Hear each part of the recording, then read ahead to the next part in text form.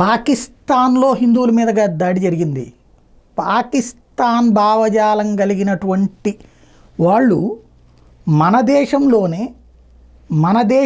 మన రాష్ట్రంలోనే పశ్చిమ బెంగాల్లో, మన రాష్ట్రం అంటే ఆంధ్రప్రదేశ్ కాదు, అన్ని రాష్ట్రాలు మనయే కదా, భారతీయులవే కదా, బెంగాల్లో 30 హిందువుల ఇళ్ళకి నిప్పు పెట్టినటువంటి సంఘటన సంచలనం సృష్టిస్తోంది.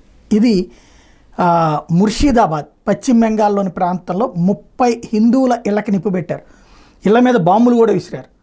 వీళ్ళ దగ్గర స్పెషల్ ఏంటంటే ఒకప్పుడు ఒక 2-3 ఈ పాకిస్తాన్ నుండి లేదా బంగ్లాదేశ్ నుండి వచ్చి అక్కడ తలదాచుకోవడానికి అక్కడ చిన్నపాటి పనులు చేసుకుంటాం బ్రతుకుతాము అంటే ఆ ఊరోళ్ళు ఎలవ్ చేశారు. అక్కడ వాళ్ళు తర్వాత ఉండటానికి చిన్న పాక కట్టుకున్నారు. ఆ పాక షెడ్ అయింది, షెడ్ ఇల్లు అయింది. వాళ్ళు అలాంటి మరికొంతమంది చొరబాటుదారులను తీసుకొచ్చి వాళ్ళకి పక్కన చిన్న చిన్న ప్లేసులు ఏర్పాటు చేస్తూ క్రమంగా వాళ్ళ సంఖ్య పెరిగిపోయింది. ఇప్పుడు హిందువులు అక్కడ మైనారిటీలు అయ్యారు.